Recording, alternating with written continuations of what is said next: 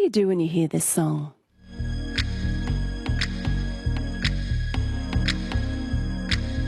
Maybe you do. Why not? It's always a good time. Voguing. What does it have in common with shade, walking, house, death drop? It's all part of something called ballroom culture. It's the style of dancing you would have seen in the dance moves used in Madonna's song Vogue. But the ballroom scene originated in the 1960s in New York City. It was founded by Black and Latino trans women. It's a global movement with the ballroom community alive and well here in Brisbane. Ella Ganza is the founder of House of Alexander, and she's brought two of her daughters, Sarina and Navindra, with her this morning. Good morning to you all. Thanks for coming in. Good morning. Good morning. Thank you for having us. A pleasure. I'm going to play the full version of Madonna's song at the end of this chat, and I hope we can all dance together. Ella, for listeners who might be unfamiliar with ballroom culture, what's the House of Alexander all about? I guess House of Alexander for us is, one, a chosen family. Secondly, we are a house and ballroom. And for those that don't know what a house is, it's basically a group that exists in ballroom culture, and we compete at the balls against one another, so other houses. But more importantly, outside of the balls, we are a chosen family that help navigate through what it means to be a queer person of color. And with that comes a lot of complexities and issues that I guess as a mother, I try and help my children with, in terms of like what it's like in the realities of trying to survive out here in so-called Australia. So I think for me, it's a sanctuary, but it's a safe place. But more importantly, it's our chosen family. And I guess throughout the interview, you'll understand the importance of what that actually means in a queer POC lens. Yeah. Sarina, tell me a little bit about your story and how you came to the house. As I don't know if you guys have seen the documentary, it briefly tells on experiences that I've gone through, being beat up by family just for being who I am. It's hard because when you live within a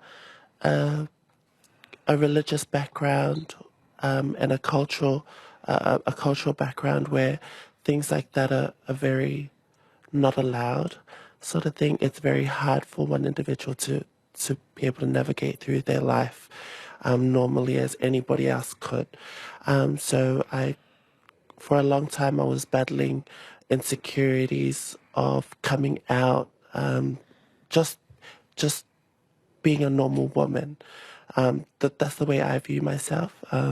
It's been so hard to be able to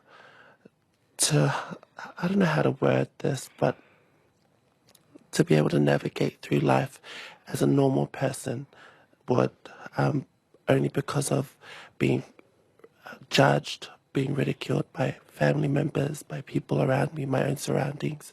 And for a long time it was like that. Until I met the House of Alexander, I met the mother of House of Alexander, Ella Ganza, and was able to create a safe space for myself to be able to come out and feel comfortable about being in my skin, being who I am as a person.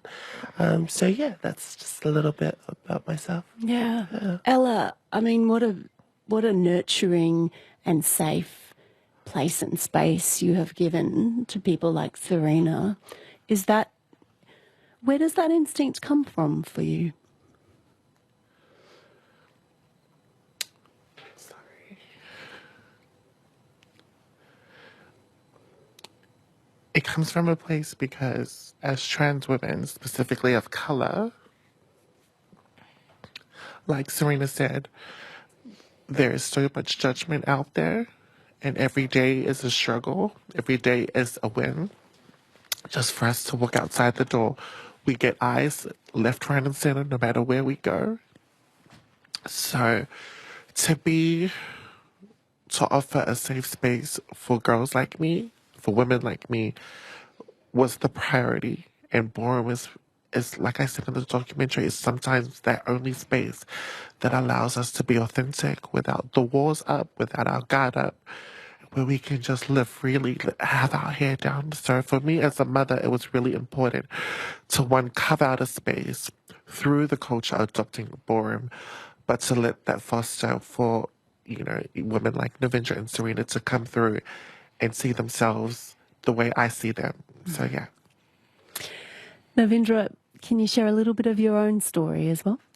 Yeah, sure. So I joined the house last year, but I came from a Sri Lankan background, and so within my culture, it's not really something, being trans is really accepted.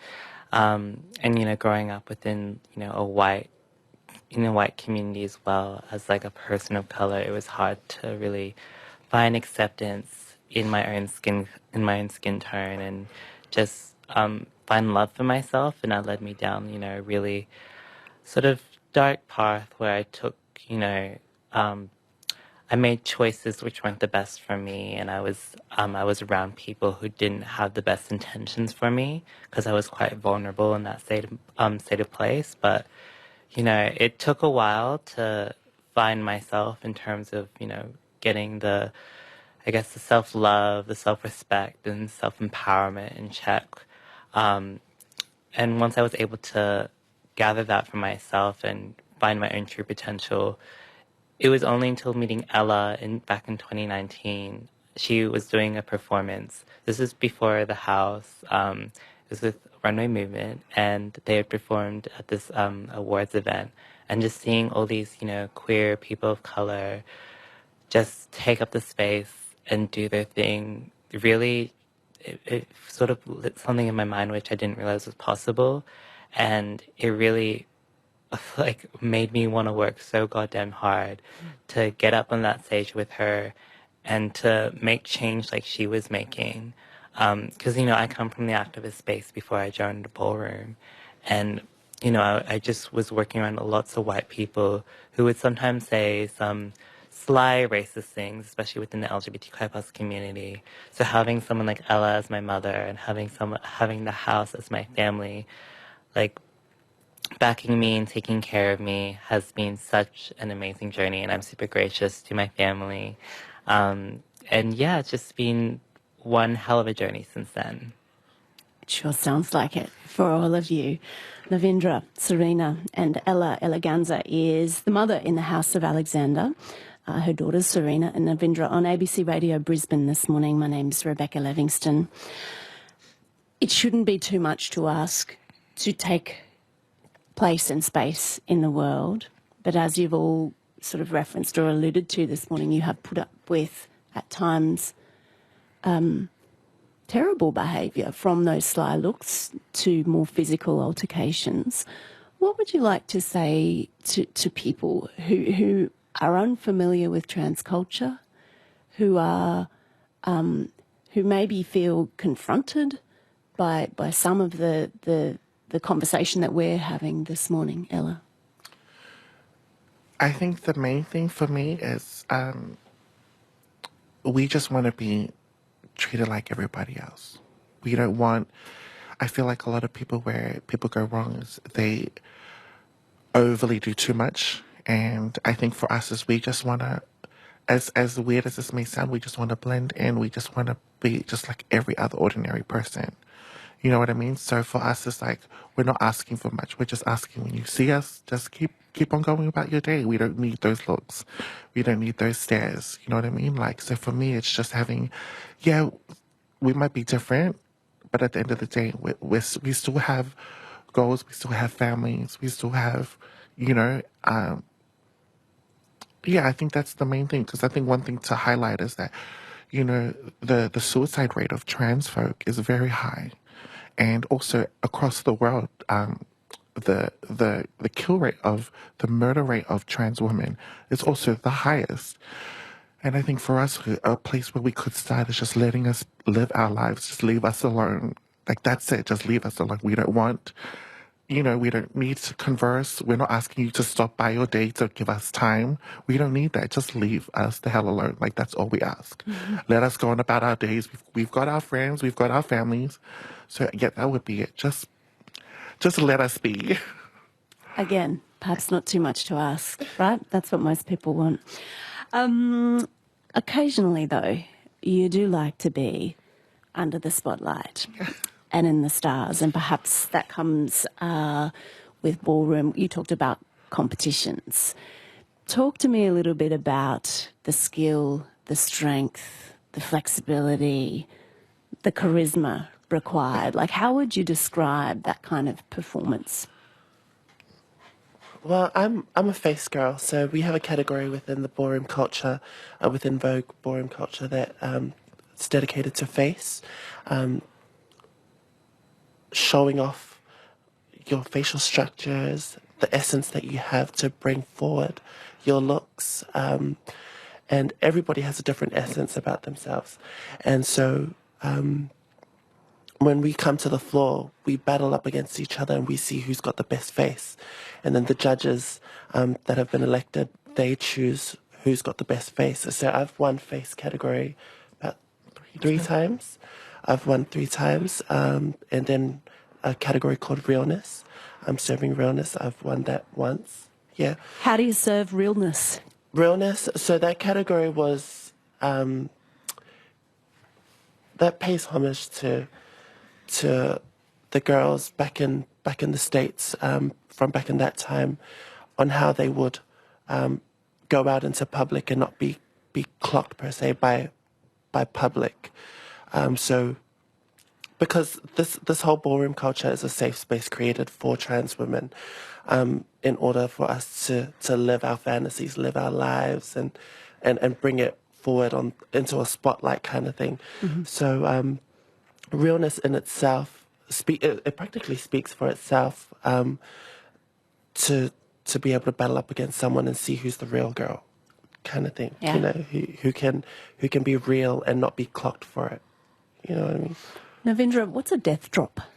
Well, in ballroom, we actually don't do death drops, so we call it dips, and death drops actually come from the word dip. So it was a word that was actually taken by, like, drag queens and then, like, misappropriated over time. So what's the original term? Dip.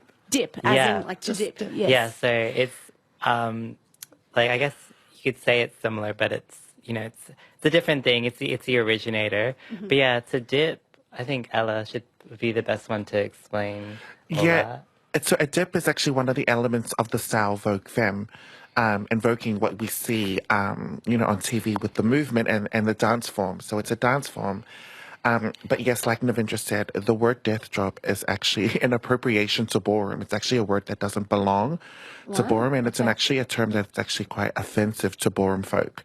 So I think this is great because this is educating to the masses of how something as beautiful as RuPaul's Drag Race and drag culture, but they've gone and taken from ballroom and they've taken language. And I think it's very important to also put out there that, a lot of things, not just drag culture, but what exists in pop culture today actually was taken from ballroom. Like language like shade, like everyone uses the word shade now. Shade came from ballroom. That word came from ballroom, was the language created by trans women of Black and Latinx heritage. And so the fact that, I feel like there is this ongoing culture of so many people and so many communities taking from ballroom, and Death Drop is definitely an example of how a lot of those communities have just taken from ballroom without the acknowledgement of the root and the culture that they took from. Yeah, and thank you for it. Educating me, because that for some people, RuPaul's Drag Race has changed, has shifted or disrupted the entertainment, and that's to some extent how people have accessed that language and part of that culture. What about other elements like Madonna and some of the other sort of, I guess, mainstream ways that parts of your culture are represented?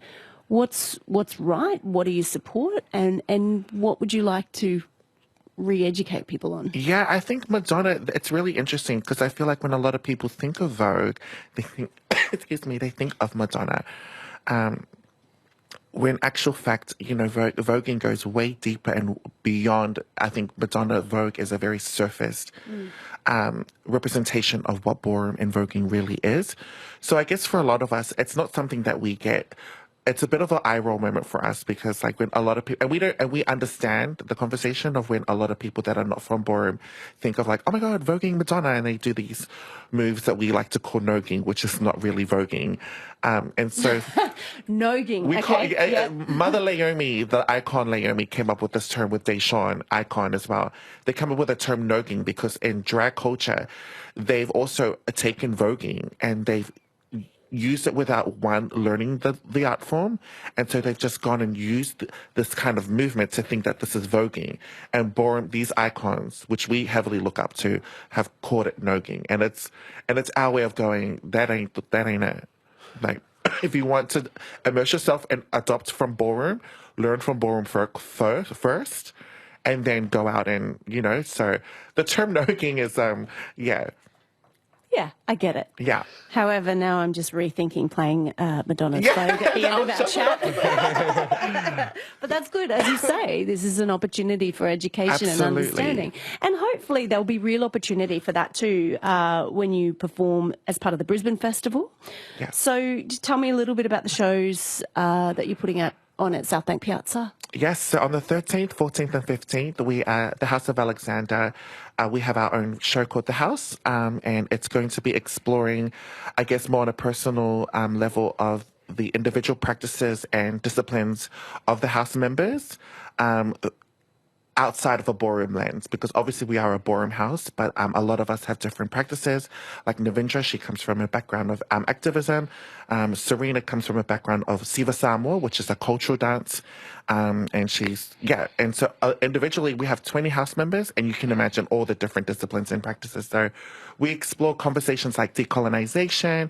We explore cultural identities on queer identities, on what that looked like through a pre-colonial lens. So there's great, it's a great dynamical show. If you're looking for a show where you're going to get laughter, crying, standing on your feet, wanting to get yourself involved, crowd interaction, this is definitely going to be a show for the family. So make sure you do come out and get your tickets.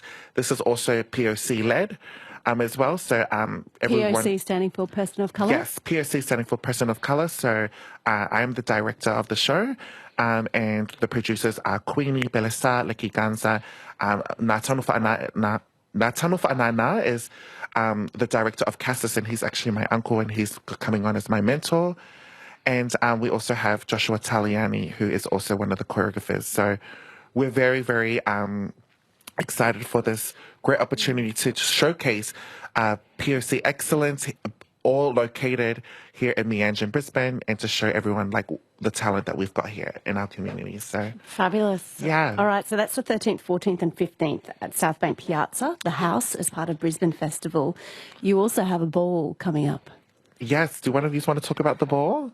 On the 24th? Okay, yeah, we have a ball coming up. So it's going to be, it's going to be at the Tivoli. It's going to be really exciting. So we have not only houses from interstate coming over, we also have houses from Aotearoa coming over. And yeah, it's just going to be a huge moment for our community and also a moment for our scene. We have 12 categories in total. We're going to have a lot of judges. And yeah, it's going to be a great night if you wanting to experience ballroom after watching the documentary. And we're really thankful to Screening Queensland for the funding. So really, really thankful. And big shout out to Purple Carrot. Yes, so we're super thankful for them for helping us create this piece of art that will live on forever, and also, continue to educate and showcase to the wider community what ballroom is. But if you want to see it in person, come to our ball. It's been such a delight to meet you this morning, to be educated from you and have you share just a part of your stories. Thank you all so much. Thank you for having us. Thank you. House of Alexander, Ella, Sarina, Navindra. Now, I'm not going to play Madonna and Vogue. Can I play David Bowie, Let's Dance? Yeah, let's there do we that. go. Will you dance with me? Yes, we will.